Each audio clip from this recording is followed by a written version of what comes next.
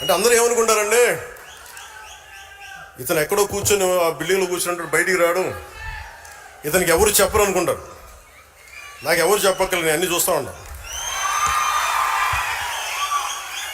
అరే ఏమి చూడకుండా, ఏం అర్థం చేసుకోకుండా ఇంతకాలం పార్టీ నడిపేస్తాం యాక్సిడెంట్గా. ఏదో పెద్ద మనసుతోటి తల్లి బిడ్డ న్యాయం సరే కానీ అనుకోండి. సో దీంట్లో జనసేన మీరు రేపొద్దున తీసుకున్నప్పుడు జనసేన సిద్ధాంతాల గురించి కొంచెం మీకు చెప్పాలి. అంటే మీరే తిట్లు తింటారు. మీ వాడికి కన్ఫ్యూజన్ ఉంది, ఒకరోజు సనాతన ధర్మం అంటాడు, ఇంకో రోజు ఆ కులం అంటాడు, ఇంకో రోజు ఇది అంటాడు. అలాగే బిడ్డ మీకోసం అన్నీ చెప్తాను నేను. అంటే జనసేన ఎప్పుడు కులాల గురించి మతాల గురించి మాట్లాడద్ది. అంటే నేనేం చెప్పాను, మనకున్న 7 సిద్ధాంతాల్లో కులాలని కలిపే ఆలోచన విధానం, మతాల ప్రస్తావన లేని రాజకీయం. అసలు ఇలా కుదురుద్దా అండి? ఒక ఉన్నతమైన ఆశయం పెట్టుకుంటాం. అంబేద్కర్ గారు చెప్పినట్టుగా కాస్ట్ అనలైజేషన్, కుల నిర్మూలన జరగదు ఇక ఈ దేశంలో. అదొక ఆశ అంతే. ఈరోజు మాట్లాడితే ఒక కులం ఇంకో కులపు వాళ్ళని అంతర్గతంగా ఇంటర్ కాస్ట్ మ్యారేజ్ చేసుకుంటే కుల నిర్మూలన జరగదు. దాశరథి రంగాచారి గారు చిల్లర దేవుళ్ళు తెలంగాణ సమాజం గురించి రాసినప్పుడు అక్కడ నవాబ్స్ అణగారిన వర్గాల్లో మీరు నలిపేస్తున్నారు, వాళ్ళందరూ మేము ముస్లింలో చేర్చుకుంటామంటే ఇస్లాంలో వాళ్ళని తీసుకున్న తర్వాత కూడా కులాలు పోలేదు. వాళ్ళకి మాకు పడదండి, మేము వేరే ముస్లిమ్స్, వాళ్ళు వేరే ముస్లిమ్స్, ఇట్లాగే ఆ కులాలు అక్కడ కూడా వెళ్ళిపోయినాయి. అలాగే ఎథిస్ట్ అని చెప్పుకుంటారు కొంతమంది. నేను దేవుడు నమ్మనండి, ఆమె ఎథిస్ట్ అండి, but still they don't leave their caste tag. వాళ్ళు కులాలను వదలరు. మతం మారిపోయామంటారు, కులాల ట్యాగ్స్ని వదలరు. అంటే ఇది వాస్తవం కదా. అంటే కులాలని నేనేంటంటే కుండ బద్దలు కొట్టని చెప్తాను, ఇది ఒక వాస్తవం ఉంది, దీన్ని అర్థం చేసుకుందామని. అలాగే నిజంగా కుల నిర్మూలన జరగాలంటే దేశం అంతా అన్ని రాజకీయ పార్టీలు ఆలోచించాల్సింది. బీసీ సాంఘిక సంక్షేమ వసతి బాలికల గృహం, ఎస్సీ ఎస్టీ బాలికల గృహం, ఎస్సీ బాలుల గృహం. చిన్నప్పటి నుంచి మీరే కులాలను పెట్టి నేను మాట్లాడితే ఇబ్బంది వచ్చిందా మీ అందరికీ? నిజంగా మీరు మాట్లాడాలంటే ఫస్ట్ ఇవి ఆపేయండి. ఫస్ట్ ఇవన్నీ 10th క్లాస్ బిడ్డ పాస్ అయితే బాగా చదివింది అనుకోవాలి, ఏ కులం సర్టిఫికేట్ రాస్తే మీరు ఎక్కడ తీస్తారు? వ్యవస్థీకృతం అయిపోయింది కాస్ట్. నేను అర్థం చేసుకోగలను. అందుకని కులాలను తీసేయలేము. కోరటి వెంకన్న పల్లె కన్నీరు పెడుతుందంటే అరే మనకి వృత్తిలో పోయినాయి అని బాధపడతాం. ఇది మనకి సాలెల మగ్గం బూజు పట్టేస్తుంది. ఇలాగ వృత్తి కులాలన్నీ నాశనం అయిపోయినాయి. ఇవన్నీ మాట్లాడుతుంటే అంటే మనకి వృత్తి ఆధారిత కులాలు, అందుకని కులాలను టక్కటక్కమని తీసేయలేము. మేబీ ఒకరోజు అసలు కుల ప్రస్తావన లేని రాజకీయాలు సమాజం ఉండాలని కోరుకుందాం. కానీ ఈ లోపు మనం ఏం చేయాలి? కులాలని కలిపే ఆలోచన విధానమే ఉండాలి. మాట్లాడితే ఇక్కడ మనకి ముఖ్యంగా ఆంధ్రప్రదేశ్కి సంబంధించి అంటే మతాలు మారినా కులాలు వదలరు, దేవుని నమ్మమంటారు కానీ కులాలను వదలరు. ఇందాక చెప్పినట్టుగా caste always have issues, but what is the most pragmatic approach? Interdependence and cooperation is needed for pragmatic policies. భారతదేశంలో ఉండే ప్రతి కులం మరో కులం పైన కొంతమంది మీద ఆధారపడి జీవిస్తుంది. ఎందుకంటే మన సమాజం కుల వృత్తుల ఆధారిత సమాజం. వృత్తుల ఆధారంగా కులాలు ఏర్పడ్డాయి తప్ప ఎవరు ఏ కులంలో పుట్టాలి అన్నది ఎవరు నిర్ణయించలేదు. నేను కూడా కులంలో పుట్టాల్సి వచ్చింది. I was born in a caste which I cannot undo it. But I never confined to a caste because for me humanity is bigger. నేను ఈ కులంలో పుట్టానంటే కులానికి పరిమితం అవ్వాల. నాకు మానవత గొప్పది, మానవత్వం గొప్పది, దేశం చాలా పెద్దది. కానీ దీన్ని నేను గౌరవించాలంతే. నన్ను ఒక కులానికి పరిమితం చేయాలని ఎన్నిసార్లు ప్రయత్నించాను.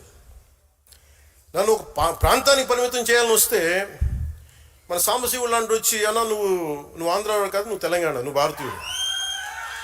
నన్ను కులానికి పరిమితం చేయాలని చూశారు, ప్రాంతానికి పరిమితం చేయాలని చూశారు. నేను కులంలో పుట్టా, కానీ ఒక కులం కోసం పనిచేయడానికి రాలా, దేశం కోసం పనిచేయడానికి వచ్చాం, సమాజ స్థాపన కోసం వచ్చాం. ఈ మధ్యన వైసీపీ నాయకులు కూడా ఏదో కొంచెం 2-3 సందర్భాల్లో మన వాళ్ళు డేటా పంపిస్తే మీరు కాపులకి ఏం చేశారు ఇవన్నీ మాట్లాడుతుంటే నేను ఒక కాపుల కోసం ఆలోచించడం రాలా. నేను రెల్లి సమాజం గురించి ఆలోచిస్తాను, మాల సమాజం గురించి ఆలోచిస్తాను, మాదిగ సమాజం గురించి ఆలోచిస్తాను, బీసీల సమాజం గురించి ఆలోచిస్తాను, అన్ని ఉన్నత సోకాళ్ళు ఓసీ కాస్టుల గురించి ఆలోచిస్తాను, అందరూ బాగుండాలని ఆలోచిస్తాను. నేను దయచేసి ఒక కులానికి పరిమితం చేయాలనుకున్న, ఒక ప్రాంతానికి పరిమితం దాన్ని మీరు ఎదురుదాడి చేయండి. మనం అందరి కోసం పనిచేస్తాం. ఈ మధ్యన ప్రేమలో ఎక్కువ అయిపోయిన అందరికీ సడన్గా ఏం చేశారని మీరని ఒక్కొక్కరు టీవీలో గొంతులు ఏముంటుందని కంటనాళ్ళ తెగిపోయి అరుస్తున్నారు. ఇలాంటి మహానుభావులందరికీ నేను అడుగుతున్నా ఒకటే, మాట్లాడితే మీరు వంగవీటి రంగయ్య గారి పేరు పట్టుకొస్తారా మీరంతా?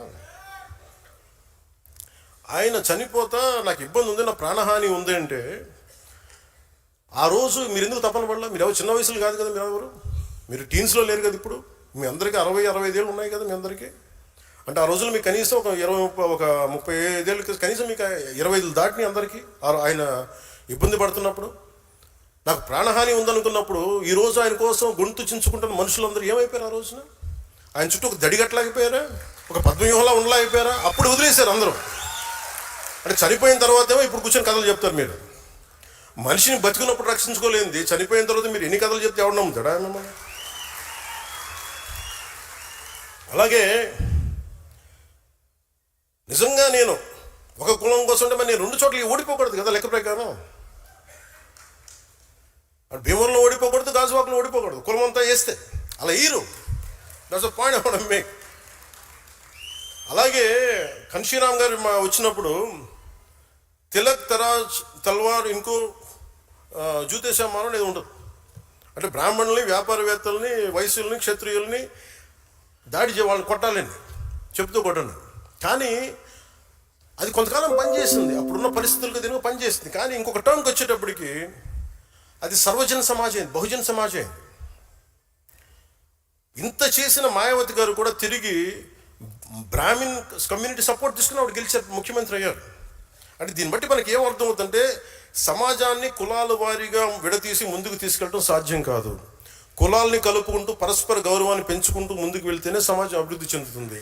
అదే జనసేన విధానం. అదే నేను చూపించాను, మీకు నిలబడి చూపించాను. అలాగే మతాల ప్రస్తావనని రాజకీయం అంటారు. రేపు మీరు కమిటీస్లోకి వెళ్తారు, బాధ్యతలు తీసుకుంటారు, ప్రజల్లోకి వెళ్తారు. ఆ సమయంలో సమాజంలో ఉన్న సమస్యను పూర్తిగా అర్థం చేసుకుని ఆ భావజాలను ముందుకు తీసుకెళ్లాల్సిన బాధ్యత మీకు అర్థం కాకపోతే ఇబ్బంది అవుతుంది. మనం స్పష్టంగా చెప్పాల్సింది ఒకటే, ఎవరు దైవాన్ని వాళ్ళు ఆరాధించండి, మీ దేవుని మీరు ఆరాధించండి. మీరు ఇస్లాం అయితే ఇస్లాంని ఆరాధించండి, మీ ఎవరి ధర్మాన్ని వారు పాటించండి. కానీ మిగతా మతాలకు గౌరవం ఇవ్వండి. ఇఫ్ యు ఆర్ హిందూ, మీరు బాగా మీరు ఆరాధించుకోండి, ఇస్లాం గౌరవం ఇవ్వండి, క్రిస్టియానిటీ గౌరవం ఇవ్వండి, జైనిజం గౌరవం, ఏ దానికైనా గౌరవం ఇవ్వండి. కానీ మత ఘర్షణ అలా గౌరవించుకున్న మత ఘర్షణకు అవకాశం ఉండదు. అది నిజమైన సెక్యులర్ భావన. అది మతాల ప్రస్తావన సమాజానికి అది పునాది అవుతుంది. అంతేగాని నాకు చిరాకైంది ఏంటంటే అపీస్మెంట్ పాలిటిక్స్. నేను ఒక క్యాప్ పెట్టుకొని నేను ఇలా మాట్లాడితే నాకు ముస్లిం సోదరులు ఓటేస్తాను, నేను నమ్మను. నేను ఎందుకంటే అసలు అత్తిశారు. అంటే ఈరోజు మనకి షాన్వాజ్ అనే ఒక ఆడబిడ్డ మన ఎక్కడ రాయలసీమ నుంచి ఎక్కడ కర్నూలు నుంచో ఉమాన్లో చిక్కుకుపోతే ఆవిడే హిందూ కాదే, ఆవిడ హింసించింది కూడా అక్కడ లోకల్లో ఉండే ముస్లిం బిజినెస్ మ్యాన్. మన అలాంటి లేదు మన సమాజంలో, మనం అలా చూపించాం. అందుకని ఈ అపీస్మెంట్ పాలిటిక్స్ అనేది జనసేన తీసుకోదు. ఒక తప్పుని తప్పుగానే చెప్తుంది. ఒక హిందూ చేయండి, ముస్లిం చేయండి, క్రిస్టియన్ చేయండి, మీరు ఒక తప్పుని మీరు ఖచ్చితంగా ఈ తప్పుని చెప్పకపోతే తప్పు చేసిన వాళ్ళు అవుతారు. అందుకని appeasement politics is a big no for Janasena. నువ్వు నీ పరిమితుల్లో ఉండు, నేను నా పరిమితుల్లో ఉండా. నాకు ఇష్టమైతే నేను ఈ మతాన్ని అర్థం చేసుకుంటాను, స్వీకరిస్తా. కానీ బలవంతంగా మార్చే హక్కు ఎవరికి లేదు. డబ్బులు ఇచ్చి మోసం చేసి బలహీనతలను ఉపయోగించుకొని మత మార్పిడులు సరైనది కాదు. ప్రతి వ్యక్తికి తన ధర్మం గొప్పదే, దాన్ని నేను ఎక్కడా కాదనడం లేదు. ఈ దేశం అన్ని మతాలని గౌరవించే సంస్కృతితో ఎదిగింది. పర్షియన్లు ఈ దేశంకి వచ్చినప్పుడు మీరు ఎలా ఉంటారు, మీరు బయట వాళ్ళు అంటే మేము పాలలో పంచదారలో కలిసిపోతాం. ఎలా ఉంటారంటే ఆయన పాలు తెమ్మని చెప్పి చిన్న పంచదార వేసి ఇలా కలిసిపోతాం, మరింత రుచి ఎక్కువ బాగుంటుంది మాతో ఉంటుంటే. మేము ఎక్కువ కలిసిపోయే వ్యక్తులను తప్ప మేము విడిగా ఉండే వ్యక్తులం కాదని చెప్పారు. ఈ దేశాన్ని మరింత మధురంగా చేస్తామని చెప్పారు. అందుకే ఈ దేశం వారిని ఆదరించింది. శ్రీకృష్ణదేవరాయల కాలంలో అరబ్ వ్యాపారులు గుర్రాలు అమ్మడానికి వచ్చి మాకు ప్రార్థనా స్థలం లేదు అని అడిగితే ఆయన మస్జిదులు నిర్మించి ప్రార్థనలు చేసుకునే అవకాశం కల్పించారు. ఎందుకంటే ఈ దేశ సంస్కృతికి ఇన్సెక్యూరిటీ, అభద్రతా భావం లేదు. ఈ దేశం ఎప్పుడు ఇతర మతాలకి భయపడదు, మీ ధర్మాన్ని మీరు పాటించండి అని స్థానం ఇచ్చే మహోన్నత సనాతన ధర్మం ఇది. కానీ ఆ సహనాన్ని బలహీనతగా భావించి ఆ సంస్కృతిని మేము చంపేస్తాం, ఆ సనాతన ధర్మాన్ని నలిపేస్తాం, నశింపజేస్తాం అంటే అది మీరు ఈ నేల స్వభావాన్ని అర్థం చేసుకోకపోవటమే. ఎన్నికల సమయంలో కొంతమంది బొట్లు పెట్టుకుని ఆలయాలు తిరుగుతారు.